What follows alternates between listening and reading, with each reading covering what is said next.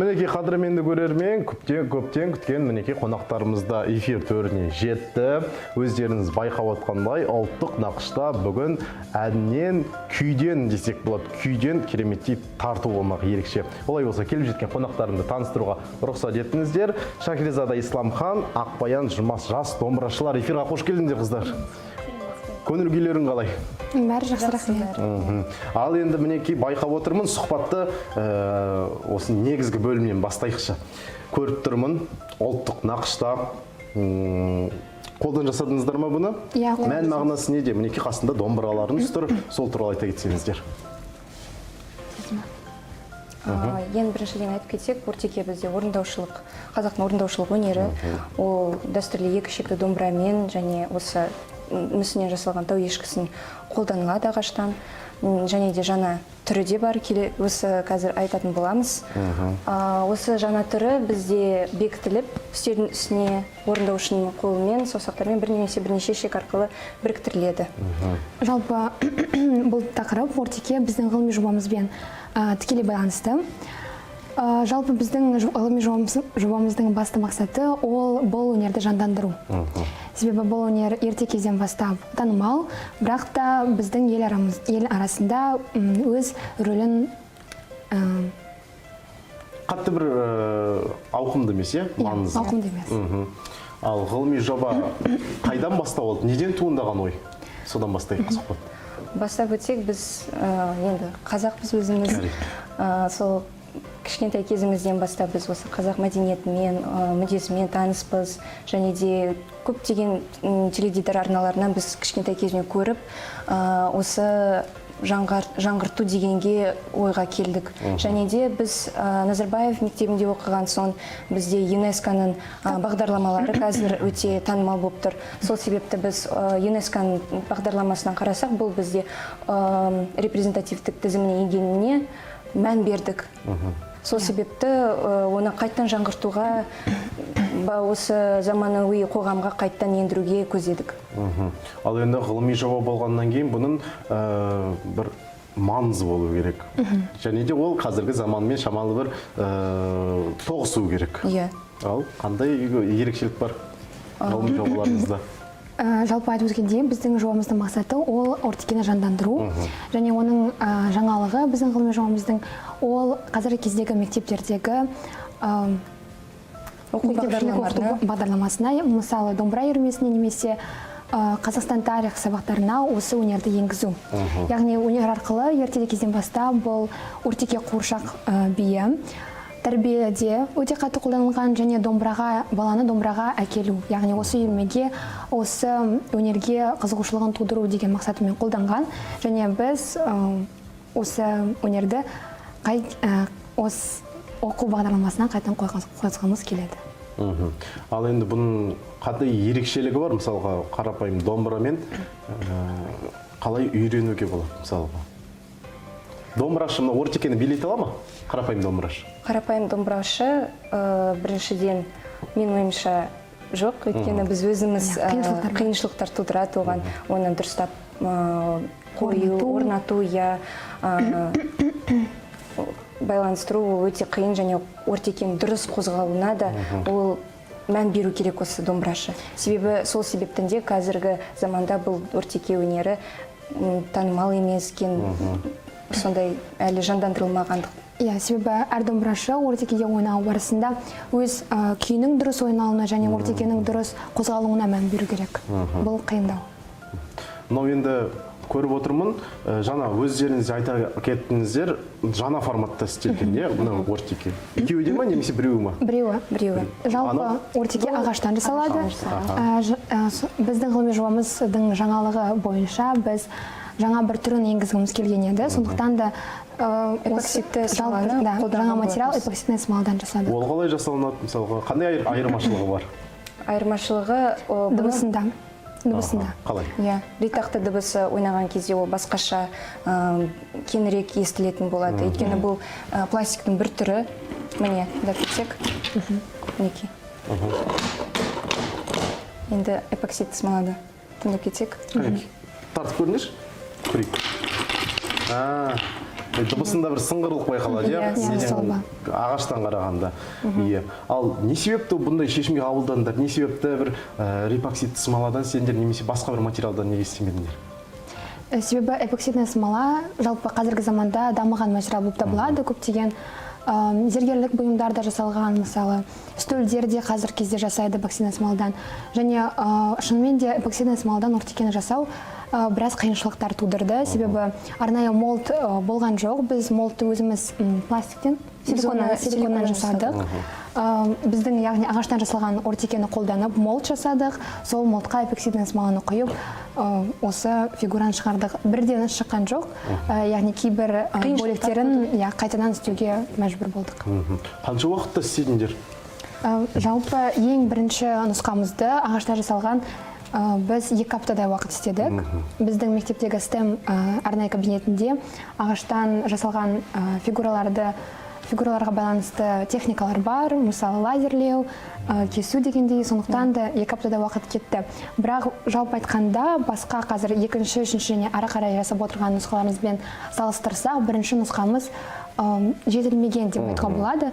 Бірақ сондықтан біз қазіргі нұсқаларымызға аз уақыт кетіреміз дайындау үшін. Әрине, оның бәрі тәжірибемен келеді ғой.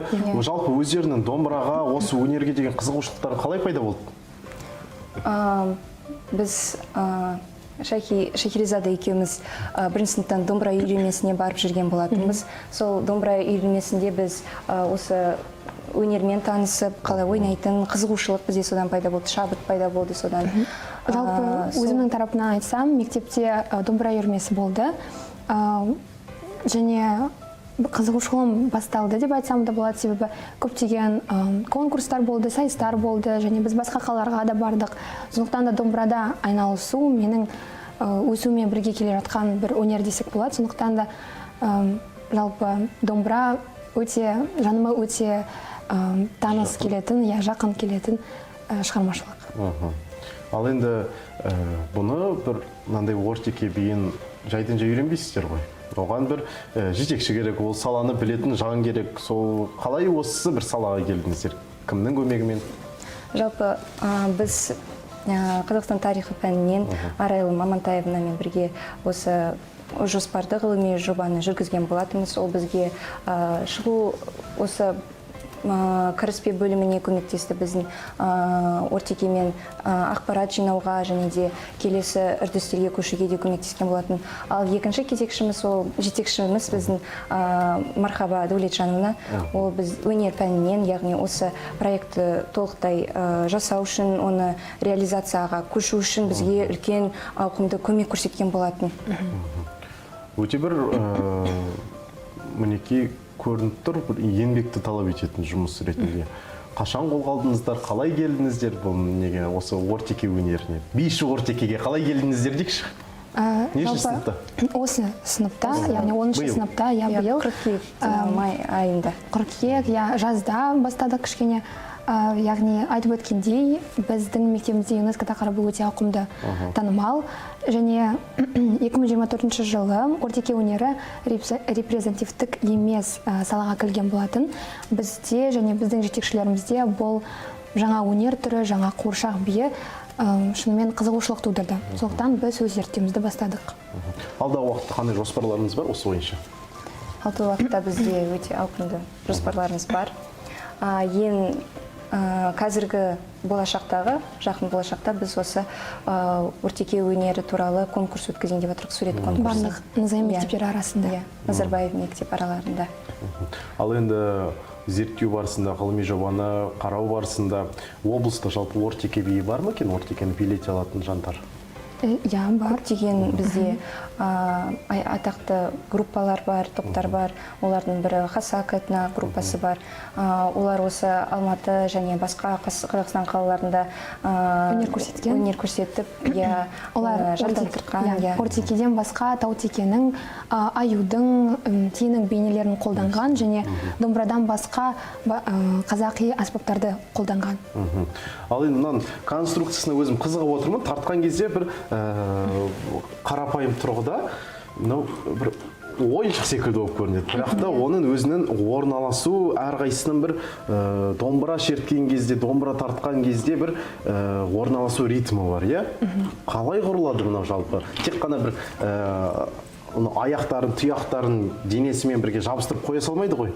Оның да бір мынандай схемасы, схемасы мінекей мынандай бір қозғалу үшін де бір арнайы білім керек. Арнайы кәдімгідей бір зерттеулер керек секілді, қолды жаттықтыру бойынша да қалай құрайды? Біз құрған кезде айтып өткендей мектеп аясында, мектеп қабырғаларында жасадық. Осы ағаш жасалу схемасына көрсек, біріншіден біз осы платформасын таңдаған болатынбыз. Платформаны біз табиғатты қорғау жүйесінде біз екінші рет пластикті қолданып жатырмыз мінекей. Пластиктің түрін осылай жабып қолдандық, ал ішіндегі механизмі өте жеңіл. Онда біз арнайы көріп тұрғандай ұстайтын ортекені Бәрекелді. тізбек бар, және де ішіндегі ішек, міне осы сым көрінбейтін шығар бірақ қазір. Көрінбейтін шығар, бірақ та оның ішінде біз оны бір-біріне байлап қойғанбыз. Арнайы сым арқылы. Иә, сым арқылы. Сол арқылы ол осы ортеке билеп мінекей көрсетіп. Ал осы сым ойнаушының, яғни домбырашының саусағына бекітіледі, және ойнаған кезде ортеке ритм бойынша өзі билеп отырғандай көрінеді. Енді маған бір қызығып отырмын, мен сіздердің өнерлеріңізді көргім келіп отыр. Енді мұны рет естігенше бір рет көр дейді, қонақ кәде болсын бір тартып етсеңдер. Қалай билейтінің көзімізбен көргім келіп отыр. Жақсы. Жалпы бұл өнер осы қаншама ғасырдан бері қазақ өнерінде қалыптасып қалған үрдіс, иә? Өйткені қаншама күйшілер болсын, қаншама бір алғырлар болсын, осындай өнерді қалыптастырғаннан кейін қазіргі күнінде жалғасын табу өте қуантарлық дүние. Ал дайынсыздар ма қыздар? Иә. Біз ортекені ойнау үшін арнайы күй таңдаған болатынбыз. Ол қазақ халқынан осы күй тепенкөк аталады. Ал кеттік көрейік қазір. Дұрыстап нетіп алыңыздар. Байлап алыңыздар.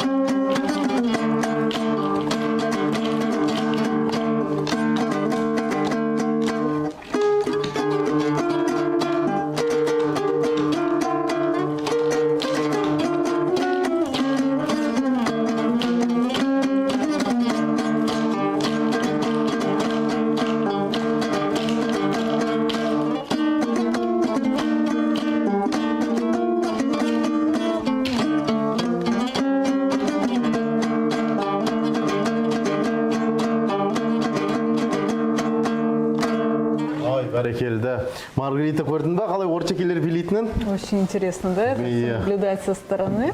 Но мне кажется, все равно сложно, да, вот это вот между собой организовать, чтобы так слаженно все это было.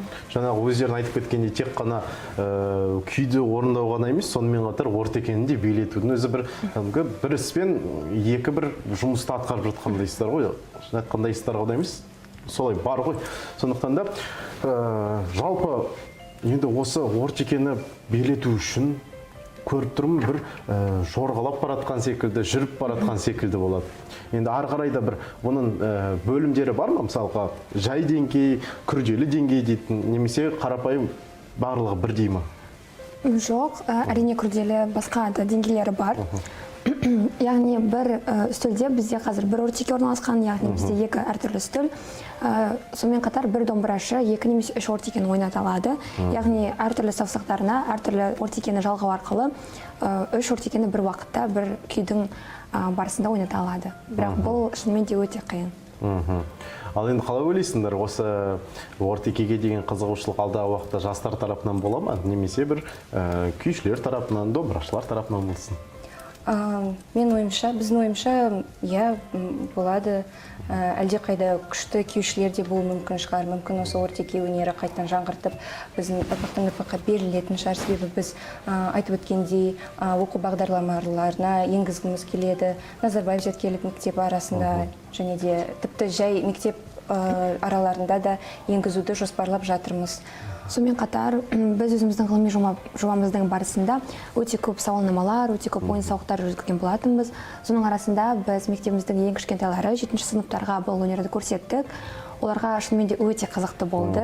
Және кей домбырашылар өздерін осы өнерде көрді, яғни ойнап көрді, күйді тартты. Шынымен де қиын болды, яғни оларға қарап біз бұл өнердің қиыншылығын түсіндік және не себептен осы өнер біздің тұрмыстық күндерімізден шығып кеткенінде себебін осыдан байқадық.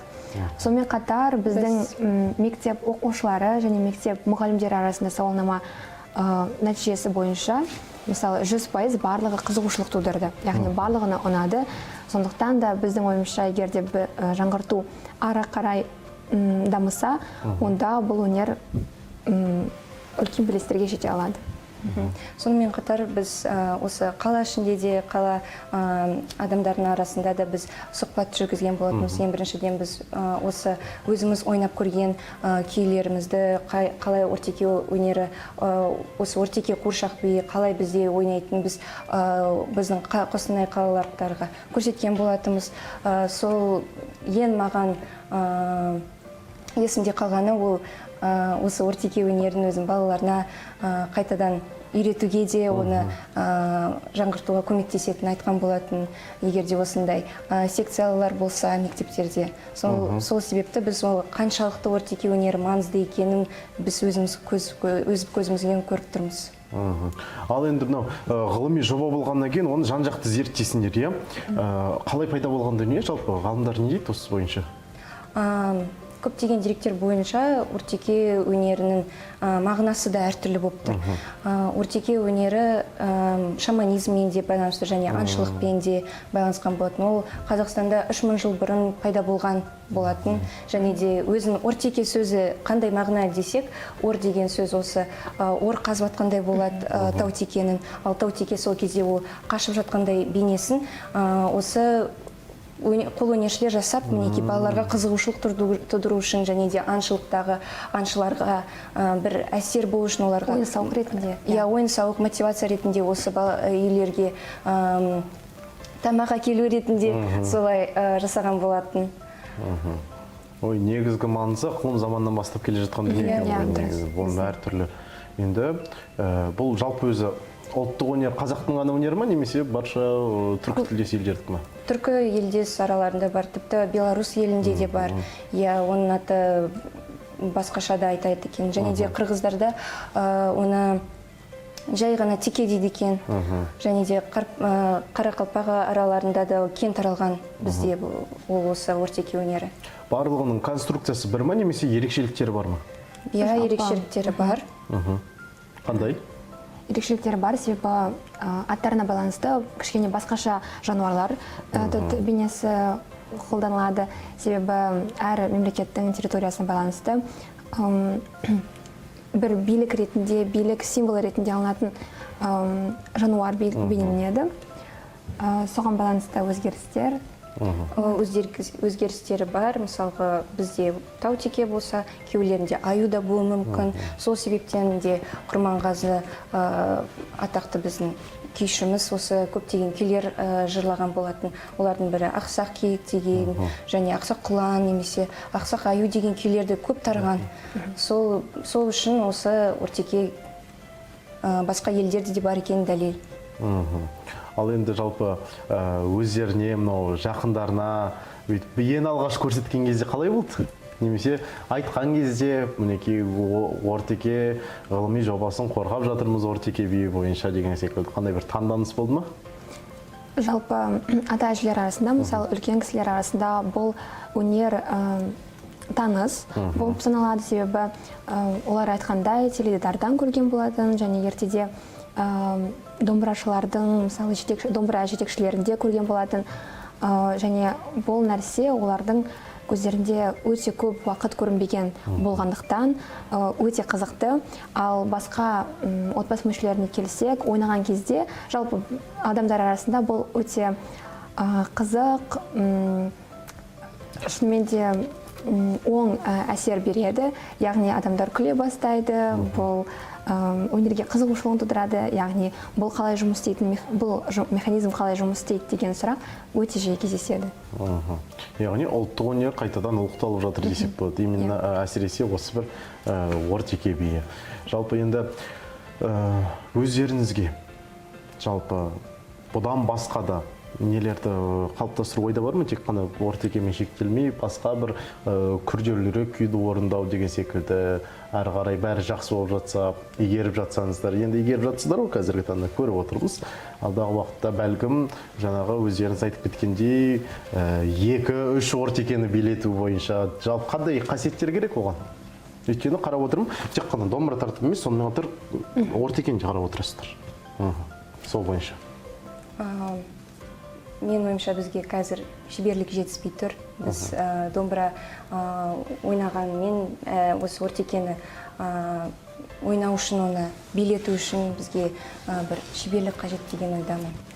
Және де мүмкін болашақта осы 2 немесе көп ортекені ойнату да ойымызда бар. Әрине.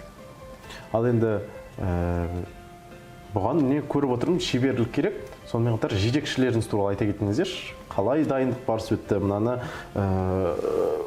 қадірменді көрермен көріп отырсаңыздар, мына жерде ортекенің өзінде маңайында ғана емес, сонымен қатар үстінде де кәдімгідей бұрынғы түркі заманындағы белгілер байқалады. Бұл енді ою өрнегі емес, ортекенің бұрынғы тасқа қашалған суреттері. Ал сол туралы айта кетсеңіздер. Жетекшілеріңіз істеді ма? Немесе өздеріңіз ба? Қалай жүзеге асты жалпы? Бізге жетекшілеріміз көмектескен болатын. Маған, бізге Мархаба Дәулетжановаға үлкен алғысым шексіз. Соның қолында біз осы көптеген эскиздерін жасап, осы тастардағы суреттерін қолданып, оларға мән беріп, сонымен қатар жаңа жоспарларын жасауға да бізге көптеген идеяларды, жаңа жобаларды жаңарту үшін де, басқа осы заманауи қоғамға сай үшін жаңа материалдарды қолдануға да бізге идея беріп отырған болатын. Ал мынаны қалай істедіңіздер, мына суретін нақышын келтіру бойынша үстінде? Өйткені барлығы бір қапталған, Бұл да біз эпоксидті смоланың үстіне құйған болатынбыз.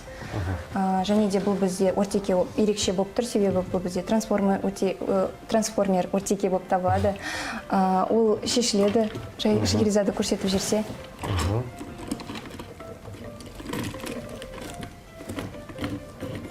Және де басқа ортекелерді қоюға да болады. Яғни орнымен алмастыра беруге болады, Одан кейін мінекей бізде екінші астындағы бар. Ол бізде ағаштан жасалған. Енді ағашқа да істеуге болады, ағашқа да ойнатуға болады. Ал дыбысын көрейік. Енді байқағандай, эпоксидті смола ма? Содан дауысы бір қаттырақ шығатын секілді, байқағандай. Және де мінекей өте керемет, алдағы уақытта істеріңізге сәттілік тілейміз, шығармашылық табыс тілеймін бастысы. Осылай әрдайым шығармашылықтарын шыңдала берсін, әрі қарайда ұлттық өнерді ұлықтап жүре беріңдер. Ал біздің эфиріміздің дәстүріне сай, бізді көріп отырған көрермендерге, барша жақын достарына, ұстаздарына сәлем жолдап, кереметті ізгі тілектеріңді айтсаңдар мархабат. Екінші камера сендердің huzurlarında.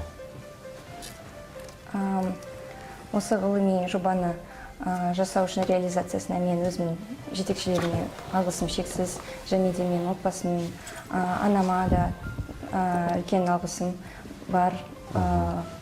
Рахмет айтамын. Мені әрдайым қолдаған үшін, және де менің жобама, бастауларыма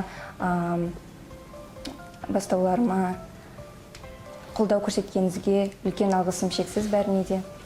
Әрине, мен де келісемін. яғни біздің осы ғылыми жоба басынан бастап қазіргі уақытқа шейін бізге әрдайым қолдау көрсетіп отырған біздің достарымызға, біздің мектебіміздің мүшелеріне, мектеп мұғалімдеріне алғысымыз шынымен де шексіз. Себебі бұл жаңа өнер болып табылады біздің қоғам үшін, және шынымен де қиын айтып өткендей, көрсеткендей. Сондықтан да бәріне рахмет айтқым келеді. Және біз бұл өнерді одан әрі дамытып, тек қана Қостанайда емес, бәлкім Қазақстанда да танымал етуге дайынбыз. Ай, бәрекелді, осындай ойларыңыз әрдайым жемісті бола берсін, ойға алған жоспарларыңыз орындалып, мінекей тек қана Қазақстанда емес, әлемнің төрінде осылай Ортекені билетіп жүрсін деген ниет бар. Тек қана сәттілік тілейміз. Рахмет. Иә, қадірменді көрермендер, мінекей бағдарламамыздың бірінші лекті қонақтарымен де сұхбат өз мәресіне жетті. Алайда әлі талай қызықтарымыз бар. Бізбен бірге болыңыздар.